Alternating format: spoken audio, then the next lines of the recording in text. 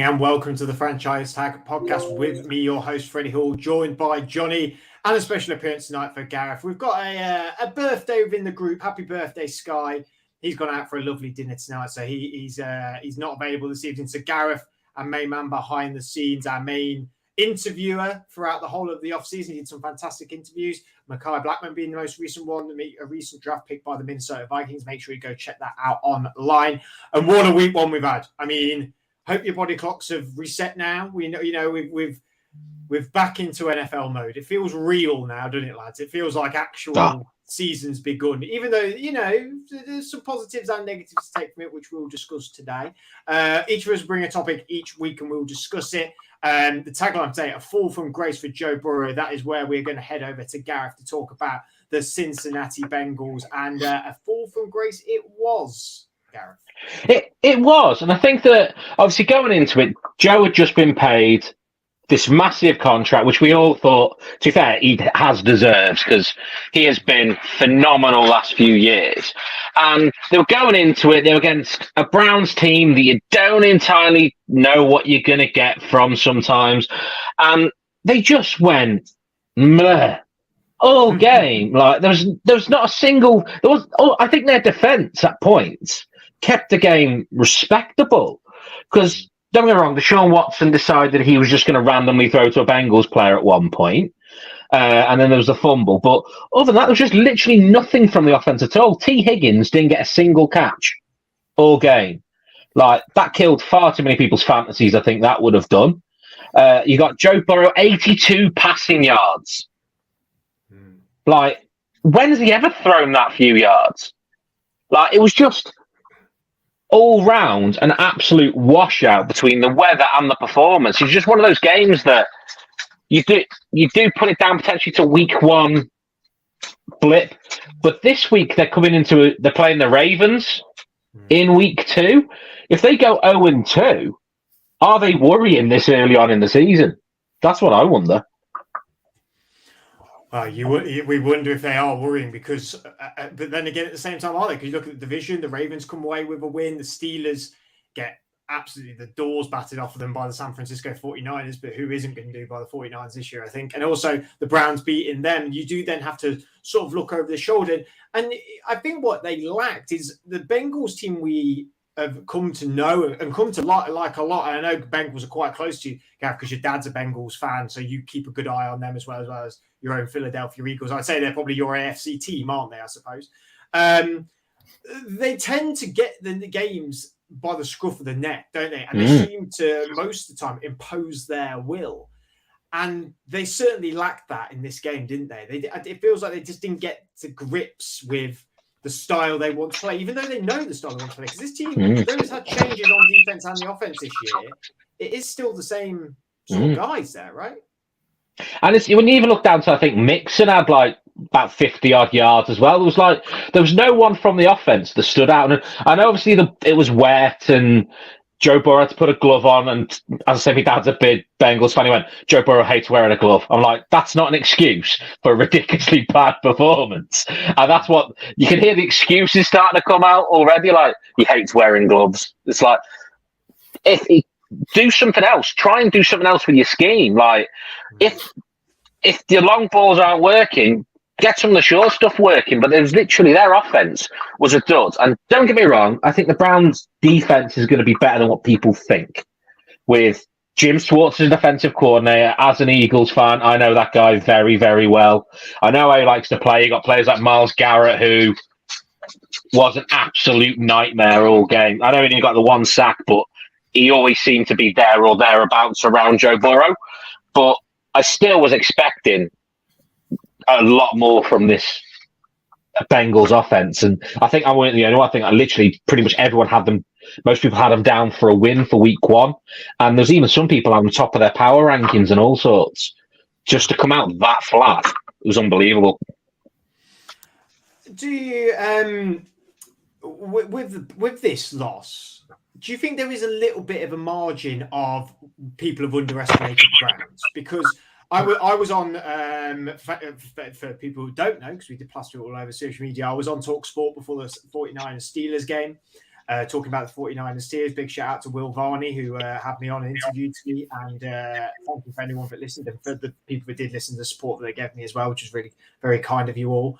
And obviously the AFC North was brought up a lot. And the one thing I said about the one question I got asked is, do people forget about the Steelers? Are they sort of a sleeping giant that people not completely forget about them? I said, well, I think the Browns are like that as well. The Browns defense does not get talked about enough as being a very good defense, and it is a very good defense, and it has been for a couple of years now. They've built up a really good young amount of players there.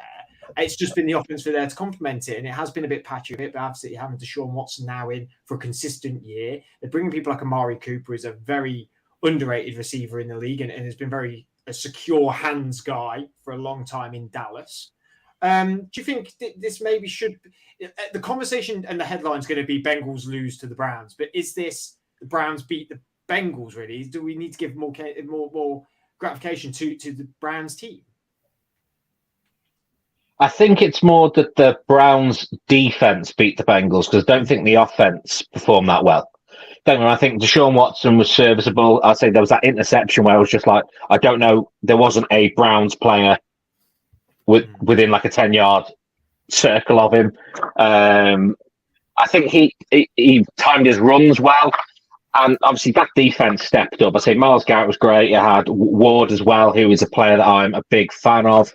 I think is a very good player, and I think their defense made it impossible for the Bengals to do anything, which Jim Swartz defenses can be like that. They can, because he's not a person who will blitz often, but he just gets that front four all just going crazy and literally putting that much pressure on QBs.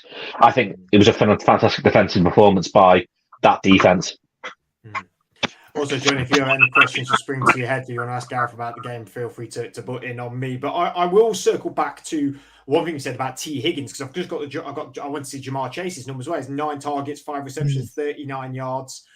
T. Higgins, I don't think with a single catch out of the game. We saw that a lot around the league. Drake London, notably as well, not a single game. I mean, again, for fantasy football, a killer with T. Higgins and Drake London, who a lot of people had as their number one. Dallas Goedert. Dallas Goedert as well.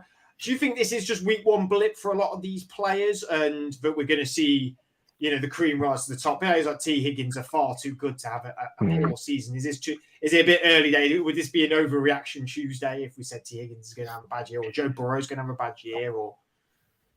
Well, there was a few teams that had a bad opening first game, so it wasn't obviously just the Bengals. You had the Giants struggled badly. I said poor Andy from the franchise tag announced he was off to bed after 3 quarters because it was that bad for him. And then you also had the Seahawks didn't exactly play particularly well. There was a few teams that you were going into going Steelers. Yeah, they got mauled by the Niners. You just hope that for some of these teams it is week one blues, and these results do happen in week one. Even Kansas City didn't look. Don't worry, I think that was more them not having a wide receiver who could catch the ball than anything else. But I think it's going to be a week one blip, surely. I think that the Bengals as well. I mean, because we saw similar to last year, the fact that they don't start their starters in pre-season, these sort of games, it takes time to build that sort of chemistry, and we saw how slow a start they got off to last year. So I'm not worried about the Bengals particularly. I think obviously we've spoken about how talented they are and the strength and depth that they have, particularly at the receiving core. But it is interesting. These week one sort of storylines about, are the Bengals going to sort of drop off? I don't know if that's right. There's obviously the AFC is incredibly talented now. We'll come on to one team in a little bit, but I think it's going to be more difficult for them to stay, and it's becoming more difficult for teams to stay in that championship window. So definitely want to keep an eye on, I think, in the next weeks of the Bengals to see how, particularly how that O-line, I think, recovered, because it looked very. Again, similar to last year, it looked very disorganised, and that ultimately hampered Burrow. So I'm confident they'll recover, but yeah, will be interesting to see how they get on. Do you think that maybe not teams, but more fans. Do you think it would be stupid of them now to see teams in the AFC like what I consider the two powerhouses of three powerhouses in the AFC: the Bills, the Chiefs, and the Bengals, all losing their opening game? Like I said, from a fan perspective, they're all going to be like, now, well, this year could be our year. These teams might not be as good. Do you think organizations also feel that as well? They sort of look at their show and go, hang on a minute, they're meant to be the three best teams in the AFC. We're all wanting a first round bye, which I know is a long way away, but we know in the NFL every game counts, right?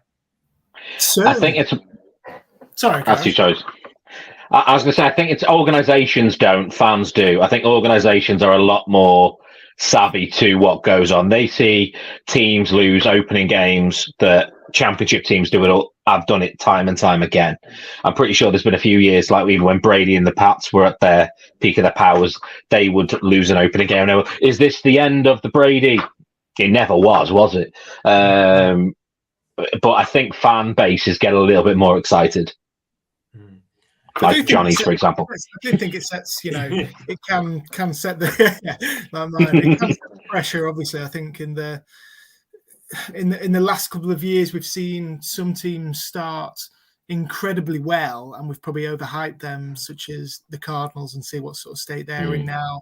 I think the Steelers did it, a few years ago, and not to disregard Pittsburgh, Freddie, but I wouldn't have put that Steelers team in the category of the the Chiefs and the Bills at the time, but yeah, I think the opening few weeks of the season creates a new agenda and a new set of storylines, which are obviously very intriguing. But yeah, until the Chiefs are knocked off the perch, I still think they're the team to beat, despite their loss to the Lions. But yeah, very interesting opening weekend and some shock results. I think that certainly we were expecting. Well, we'll move back on to you, Johnny, because you're going to bring your own team to the table. That's not something we're going to do every week. We're not going to talk about the Steelers, the Patriots, and the Jets week on week. We will talk about different topics and different things that happened over the weekend. However, one would woke up this morning seeing that score and gone, wow. I mean, the Jets, we knew they were going to, I can't believe they've won their opening game. They beat the Bills' divisional rival. And then they would have looked in more detail and realised they actually beat the Bills without Aaron Rodgers as well. And then it'd be like, well, wow, okay, Rodgers had to go out of the game. And we still beat the Bills. That's pretty impressive. And then you read more in detail of, okay, so it was an Achilles thing with Aaron Rodgers, and I hope he's okay. It doesn't look good. I mean, the reports immediately when I looked on, when I woke up this morning were they've gone for scans and it's not looking good. And then we've been reported today that Aaron Rodgers' Achilles injury out for the season. What is meant to be a joyous season, what has been one of the most talked about things in the off season, like many of the great things in life, has just come really crashing down back to reality, hasn't it, Johnny? It was such an incredibly bittersweet feeling this morning, having waited 6 to 7 months to, stay up and watch the first Jets game of the season. I was fully ready to stay up for the whole game, going to work very late this morning with a big grin on my face. Aaron Rodgers had kicked off his career in New York with a big victory against the Buffalo Bills. But, obviously so sad to see from, Jets sort of point of view, to see a guy who has been billed to be, no pun intended, to be able to be the guy that's going to change your fortunes and hopefully put you into championship contention, not even for a completed pass on his debut, and then talk about his season being over. We don't even know if this is the end of his career. An Achilles injury, that's in any sport, that's going to take years. Years of recovery to get back to your best. So incredibly disappointing. Obviously, we got the win, which was which is the main thing. But to not see Rodgers perform was really disappointing. It's it's such a classic thing to happen to the Jets. There have been a franchise that has been in the wilderness and been laughed at for so long. This is meant to be our time to shine. But yeah, like I say, we got the win. let's just hope we can keep it together, because the defense looks unreal. We've got some great talent around the support position, which is the big question mark now with Rodgers out. We'll start with more the game to begin with, because we'll go on to Aaron Rodgers more in a moment, I suppose. But the game itself, like Aaron Rodgers' injury is going to massively overshadow what was a very, very, very solid performance for the Jets. And I mean, a week 1 win against the Bills is no easy feat. It was at MetLife, I know that. What a great job they did, by the way, turn around games on the Giants and then back in at 4 a.m. to get it changed all up for the Jets. I mean, the stadium looked fantastic. But give me the positives of what you saw from the Jets in this game that maybe what we didn't see last season. Yeah, absolutely. I think we know how good this defense is, and I thought, perhaps Stephon Diggs was able to get a bit better of Sauce Gardner, but Quinnen Williams had an absolute monster of a game. I thought it was completely disruptive of Josh Allen. We saw the safety Jordan Whitehead pick up 3 interceptions. I think everything's coming together for this pass rush. Jermaine Johnson, big shout out to him. He looked brilliant as well. Completely continuing from where we left off against, one of the better offenses in the NFL. It was great to see Breece Hall come back as well. That was a real positive, because we know that he isn't completely 100% fit, but to be able to rack up 127 yards, even on that big 83-yard run play, we clearly saw that he wasn't able to hit top speed, but was still able to get downfield, and he's getting back to his best, which is brilliant. Obviously, people like Dalvin Cook, McCall Hardman were quite quiet throughout, but yeah, the young stars. That Garrett Wilson touchdown, what a grab that was off a what was a pretty poor pass from Wilson. So everything around the quarterback, I think, is there. There's obviously going to be rusty little bits in week 1, but to finish off with a victory is unbelievable. And shout out to the undrafted rookie Xavier Gibson who won the game in overtime. But I mean, you can't take anything away from Zach Wilson either, coming in a game where obviously he didn't expect to play. I don't think he expected to be playing at all this season. And to be able to lead a team to victory. Okay, it was quite a mixed bag, but there were some positive signs there, to which we spoke about beforehand. So the Rodgers injury is completely crippling for, I think, perhaps fan morale, maybe in the locker room as well. We saw all the sort of players. Dalvin Cook did an interview at halftime where he was, bigging up Zach Wilson.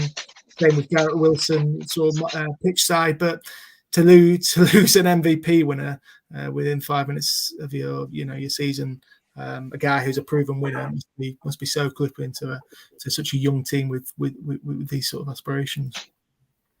Sorry, you may hear me out. I usually, when I get in, give my cat 10 minutes of fuss and then come on here. However, I've not had that 10-minute grace period this time, so she's coming to disturb me, but she's okay, I think. Anyway, we'll talk about Zach Wilson in a moment, but Jordan Whitehead, 3 incredible interceptions, or 3 bad plays by Josh Allen?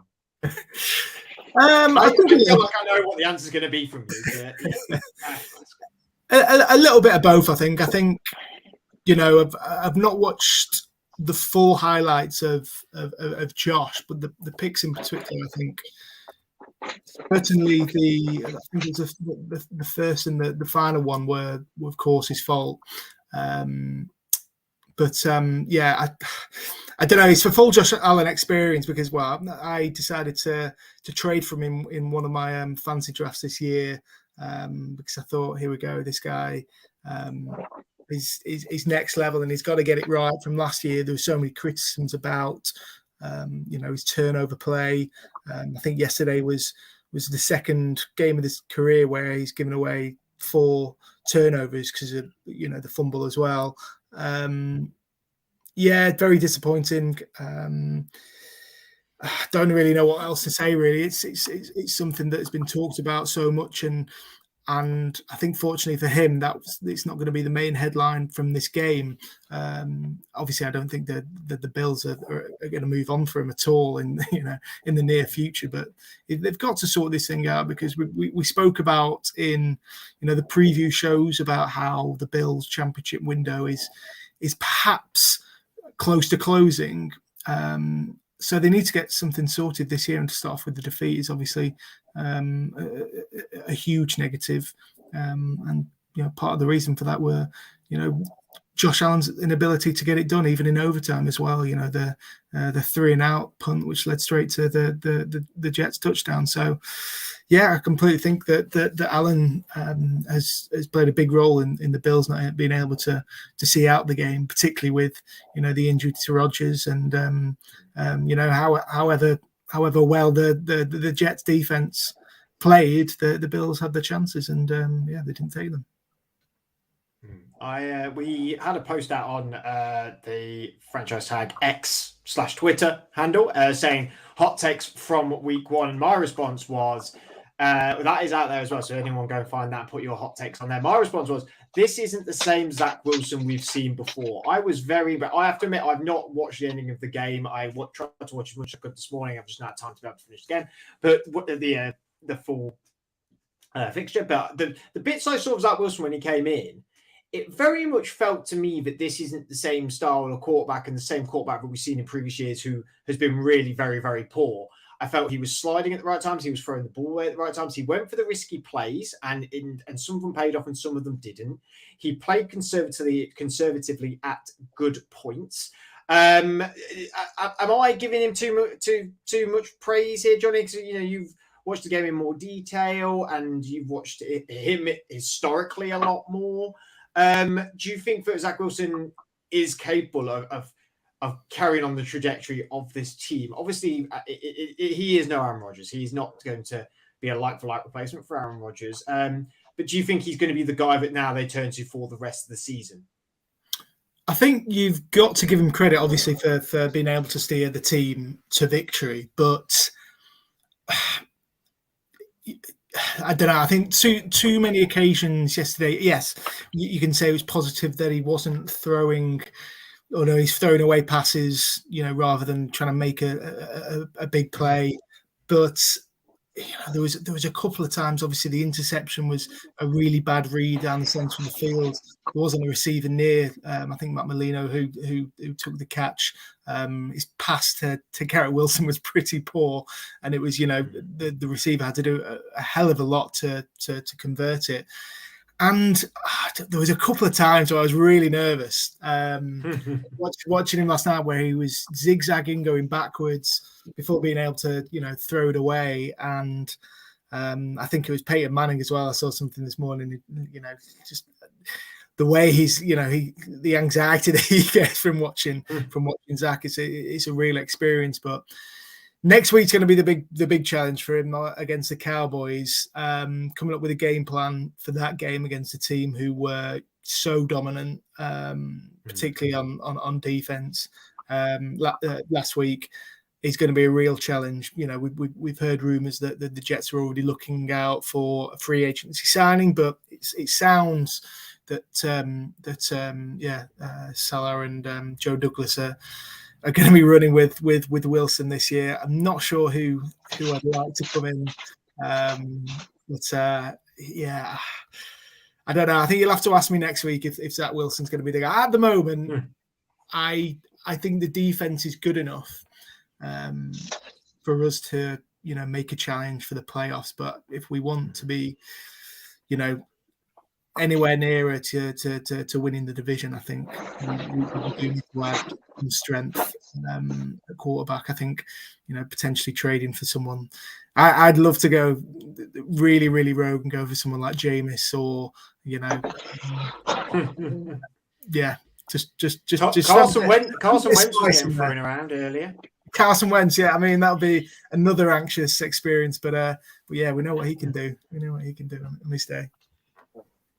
Yeah, and the other thing I think that, to be fair though, the difference I think this year from last year is that don't get me wrong, I think Zach did play well. I think that this year, though, you've got a running back room that you can lean on this year a lot more. The Dalvin Cook and Hull together is a good combination, good 1-2 punch. I think most teams will be happy with that. So you may see them moving more towards the running game and then maybe run off some play actions off the back of that kind of stuff. So that would open it up a little bit more screens than just going deep downfield and hope for the best a little bit. I'd absolutely love that. I think that's exactly the game plan I thought Detroit Lions had. Yeah, exactly the same game plan. Every play was pretty much run, and if it wasn't run, there was the occasional deep sit in the pocket and throw, but for the most part, it was play action and run. I just hope that Nathaniel Hackett can see that as well. I think that's what's making me nervous is Zach Wilson being put into the Rodgers offense. I don't think works, but. I mean, last season we saw he couldn't even make those sort of plays on the screens and the shutdowns to the running backs. But I think we are leaning towards more of that sort of style of things with some of the personnel that we have with receivers like McCall Hardman, Randall Cobb as well. So short passes rather than taking deep balls. We know the talent that we have if we need to do that. With Lazard, we know how good he was, coming up quite physical, and obviously Garrett Wilson's a great pair of hands. But yeah, we just need to alter everything now, let's see what the Cowboys brings. But at the moment, it's obviously all about reacting to the Rodgers news, and I think you've got to take that a little bit with a pinch of salt when it comes to predictions for how the Jets will finish. We're basing it all on Zach Wilson's previous performances. That's completely been taken away, I think, from last night's game. We want to know, so we're moving in the right direction. If we can just continue that, then hopefully we'll be all right. Just do better than the other New York team against Dallas. Absolutely. That's all I ask. Well, it can't get much worse, can it? You cannot. Zach's 6 interceptions, but right. It's on to me. So awesome talking about the Bengals and the Jets, and I'm going to go to the Steelers game. However, I'm not going to talk about the Pittsburgh Steelers too much. I'm going to talk about one player in particular, and I think this player is the most underrated wide receiver in the NFL at the minute, and that is Brandon Ayuk. He had a phenomenal game against the Steelers. He went for 8 targets, 8 receptions, 129 yards for 2 touchdowns. Last year, he went over 1,000 yards, 1,015 for 8 touchdowns. Previous 2 years, 826 and 748, both 4-5 touchdowns. Sorry, my phone's here with the stats on there. I think he can do this all. And when I was coming home, I was sort of thinking, what do we compare him to that is present in the NFL now? And in my brain, I sort of looked at Calvin Ridley, because Ridley in Atlanta was the number 2 guy behind Julio and he went under the radar, but always got 1,000-yard seasons, always racked up the touchdowns, but was not the premier name within that offense. Everything all happens with Atlanta and everything like that. I think we all knew it was going the way of Calvin May eventually pipped to the number 1 spot, and he'd be the number 1 wide receiver. All the things happen with him, but he's now become number 1 wide receiver this year he's been signed by the Jags, and everyone's a little bit like, well, he's going to have to fight with Christian Kirk for that number 1 spot. I think we saw that from the first game that he's very secure with maybe getting that number 1 spot, though Christian Kirk was quiet in that game. I think Kirk has still got potential this year to still have a 1,000-yard year. I think there is every potential for both of them receivers will go for 1,000 yards and around 5+ touchdowns for both of them. I think the same thing could be said for Brandon Ayuk. I think Brandon Ayuk in any other team could be a number 1 wide receiver. It's just that Deebo Samuel's in the way in name of him, because Deebo is such a diverse player. We've seen him line up as running back. He plays on the outside. He can play in the slot as well. But Ayuk was just phenomenal against the Steelers defense, and they just didn't know which way to go with him. Yes, the Steelers defense could have done better, and on a different day, they maybe could have done better against him. But watching him in this game, he could just find the space. He's big, he's strong, he's physical. He gets involved in every play. He's consistent with his catching ability. 8 targets, 8 receptions. Didn't drop one once. His run after the catch is great as well. He's just so underrated, I think, in my opinion. And when we talk about the big names of wide receiver around the league, the Justin Jeffersons, the Jamar Chases, and there's the number 1 guys, and then there's the number 2 guys. Well, I think Ayuk is at the top of these number 2 guys. I think this could be his season where he sort of puts his stamp on it and goes, no, I'm the number 1 wide receiver here. Debo can line up and do all these things, and is very, very capable of doing that. Absolutely very capable of that. And this is not me saying Debo Samuel is a bad wide receiver either, because he is a very good wide receiver.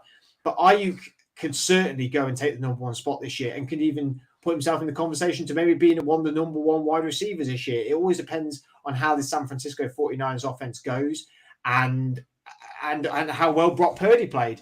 And again, the Steelers handed them a lot in this game. They were not good against the 49ers. It'll be interesting when they come up against a team that has a defense that turns up on the day. But everyone's, me included, said that the variable was going to be Brock Purdy. How well can Brock Purdy play? Brock Purdy played fantastic. And if he can keep up that consistency throughout the whole year, Brandon Ayuk is going to definitely surpass over 1,000 yards, even maybe hit to 1,200 yards. And I think could equally do the 8 to 10 touchdown mark this year. Fancy owners of him are going to be so besotted with how well this guy's going to play this year. And I think he's got all the tools and all the elements there to be able to really cement himself as a top wide receiver. And I think he's incredibly underrated amongst a lot of people. And his ceiling this year, I think he is going to smash it, because he could really hit the heights of being a top guy this year. Oh, you're on mute, Gareth. I'm just going to unmute you. 1 second, I'll unmute you. Don't know why I muted. There's again. I don't know why I'm muted, but yeah. The problem he has, I think, it's not a problem for him, in effect, though, for him to get stature. I think it's because he is overshadowed a little bit by the other weapons he's got. As you mentioned, Debo's, I wouldn't even call him a wide receiver anymore. I'd call him a utility back, because he can be that running back. And then you've got CMC, who does the same. He's primarily a running back, but how often does he break into for a catch for a receiver to go up and score? I think that whole offense together is just that explosive when it works. And as you mentioned, there's a lot on Brock Purdy, who is quite a young quarterback, to get that sorted. But yeah, I think it's just going to be an interesting dynamic this season. You're exactly right. He is definitely going to get overshadowed. I'm just going to try and pull up the actual play-by-play stats, and hopefully the highlights don't pop off and we get all that audio. Okay, good. 49ers. There we go. Yeah, so Debo Samuel got 5 receptions, 55 yards. Kittle 3 receptions, 19. McCaffrey 3 receptions for 17. Ayuk clearly is his go-to guy. I mean, his go-to guy really, Christian McCaffrey, 22 attempts, 150 yards and a touchdown on the rushing side of it. The 49ers have been a run-first team for ages. We know that. They've made every single running back look incredible because they are a run-first team. But they are going to need that number 1 guy. And like you said, Debo's this utility guy. Kittle is a great receiving tight end. But everyone always says, Kittle and Kelsey. Well, Kelsey's the receiving tight end. He is the best receiving tight end in history, for that matter. Kittle, though, is a very competent, skilled, good receiver and a run after the catch freak. His blocking is also a massive part of his game. And that's where the argument of the best tight end in the league between Kelsey and Kittle, I suppose, comes down to is who's the more complete tight end. I would say Kittle. Who's the better performance by performance receiver is probably Kelsey. And then McCaffrey as well, like I said, is again a utility guy next to Debo Samuel, who's a great runner, but is also a pass catching back as well. I just think for out and out wide receiver, Brandon Ayuk is that guy, and the space and that's maybe why he also gets that space, because you've got Kittle, you've got Debo, you've got McCaffrey. He is the 4th guy, isn't he, on this team? And he will get forgotten about, and teams will not. They won't press him as hard as maybe I think they will now, because I've seen his performance this week and also what he did last season. I think he's getting more notoriety that they need to shut him down. But I just think there is a lot of mouths to feed in San Francisco. I admit that. And we may see a week where this is Debo's stat line rather than Brandon Ayuk's. But I don't think it will be. I think Debo very much said the other season, I'm through with doing this utility role. I don't think the 49ers are through with it. I think they're more than happy to keep going with that. Yeah, 100%. I think, like you say, that the Ayuk is completely stepped up to being, the number one receiver in there. And I think what he did so well on specifically from what I saw against the Steelers was he just made his route looking look so easy, and was able to get around. And Brock Purdy showed, he's making even better throws, but it wasn't incredibly hard, I don't think, for him because Ayuk was just making it so easy. What did he total? Was it 100 close to 150 yards on Sunday? Easy. Yeah, 129. So what an incredible start that is for the season. I completely back you. I think he's going to have a breakout, and he's going to continue to be one of Brock Purdy's favorite targets for the rest of the year. So I mean, the 49ers look such a complete team on both sides of the ball, but it's their offense that's, we've had question marks primarily because of Purdy. But if new players like, well, not necessarily saying Ayuk's a new player, but as in, he's emerged in the last year and he's looking to take that next step this year, to help Purdy, then, they're going to be such a force to reckon with in the NFC, and I'm sure Gareth's got a few nerves going. It's not just them though, because Dallas looked ridiculous. Their offense didn't, obviously, but their defense, and I think that's what's so scary about the 49ers. It's both sides of the ball. Like that defensive unit is a shutdown defensive unit when it wants to be. They've just paid someone a lot of money to make sure that happens week in, week out. That offense just looks, as you mentioned, all the weapons that are there.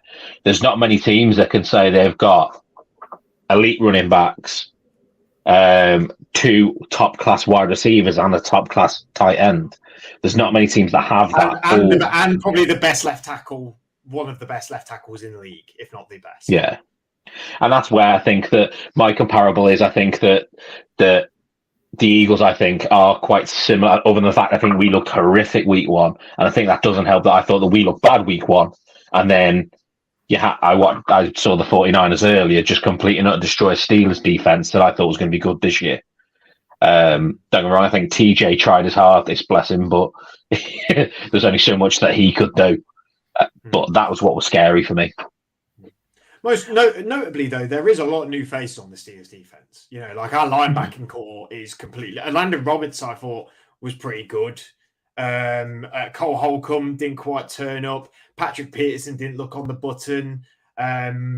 We didn't see any of Joey Porter, from what I remember. Joey Porter, I don't think even played a snap. I could be wrong on that, but I was trying to find his number the whole time. Same with Broderick Jones. I don't really know what's going on with that. Why we're not starting these rookies, because I want to see them. And after watching the 49ers, I have to say, outside of a Steelers player, my favorite player in the NFL on the defensive side is Fred Warner. I mean, dude, that guy just flies around the place. I mean, it might be close second to their safety, who is it Hafunga, his surname? I can never remember how to pronounce it. But them two are just, I'm going to have to look it up now because I don't want to butcher his name, bless him. Taloni Hufanga. Them two, wow, they just solidify every area. I mean, I've always loved the middle linebacker position because I see it as the center mid. I see it like the center mid role, like you're the eyes and ears. You know what I mean? Like you're the distributor in a way. It's a bit like the quarterback for the defense, isn't it? The middle linebacker. And I think Fred Warner is just the top one in the whole of the NFL to do that. He's so switched on, and I think he's the highest paid middle linebacker from what I can remember in the league, and that's certainly why. With this 49ers team, with the Nick, we'll just touch briefly on that Nick Bosa contract. Haven't they got like, I don't know what this isn't right and in the right order. It was a tweet I saw, but haven't they got the highest paid defensive end, the highest paid middle linebacker, the highest paid running back, like the third highest paid wide receiver, the first paid left? Where's this money? Is this them saying this is our Super Bowl window and we're going for it? it's everyone else is on a rookie deal and therefore getting paid pittance. That's basically because you got Brock Purdy at quarterback, and they've hit with it as well. Like you got Brock Purdy at quarterback, who was the 7th round last pick. What is his salary going to be for his rookie deal? It's going to be I say next to nothing. It's more than we're going to earn in a few years. You know what I mean? But at the same point, for NFL, it's going to be not a lot. That's what it's going to be. It's going to be they are utilizing these young players, late round picks who have all hit, and that's what teams need. They need that kind of cheap talent to go round these very, very expensive pieces, and that's what they've got. And that's trying to find his base salary. Jeez, what's he on? His base salary is 870. Wow. Like, that's nothing. Nothing, is it? Nothing. And, I mean, Brandon Allen's getting paid more than him. I mean, after bonuses and stuff like that, I can imagine maybe it's probably not. But, like, man, they've just... The money's going to run out, obviously. But when we talk about... we talked about the Bills earlier, whose window's closing. Like, don't you think the 49ers have done more than the Bills have with their window? Yeah, I think so. I do worry. I think that Gareth said that obviously they're paying their starters and they've got this abundance of talent at starter. But where the Eagles I think differ is they've got so much strength in depth across the board. A couple of injuries to the 49ers, like we saw a couple of years ago, could really hamper them. If Nick Bosa picks up an injury, then who's going to be their star, edge rusher? I don't see anyone really there. Again, you can say that about the offensive line as well. A couple of injuries, and obviously with Brock Purdy in there, then that's going to completely change the season. And it did a few years ago where they saw them, pick up only a few, what was it, about 5 or 6 wins in their division. So. That's my only concern about the 49ers, because I think they look the most complete of any team on week 1. If they can stay healthy, then I fully expect them to be pushing right at the top, because Brock Purdy looks improved. But yeah, it's just all about staying fit, and I think that can work in different ways. I think for some teams. And to be fair, the Eagles demonstrated that in the 4th quarter. We were able to bring Fletcher Cox on, who'd played many snaps all game, and he had back-to-back big plays and ended the game. It's where we have that flexibility to go, okay, Fletcher Cox is getting old. Okay, you can have minimal snaps, but then when he does come on, he's hungry and wants to destroy people, and then the game gets ended. And that's where I think that. But I think if they can stay fit, I can't see us touching the 49ers this year. Could be first game hype though. Could be first game high. Overreaction Tuesdays, not overreaction Mondays. Overreaction. That's the first time I've heard Gareth saying that the Eagles can be beat by somebody, really. So that's quite an admission. But he has a high bar set for the 49ers there. Gareth, thank you very much for joining us this evening for covering for Sky. Johnny, thank you again for joining us. Thank you all for watching. We've got lots more content coming your way. Our fantasy clips are out there now. Make sure you go on social media to find them. We'll have betting stuff later on in the week, and obviously we'll be here weekly for your enjoyment. Enjoy the rest of the week. Get your eyes on the waiver wire. Week 1's over. We've got a long season to go.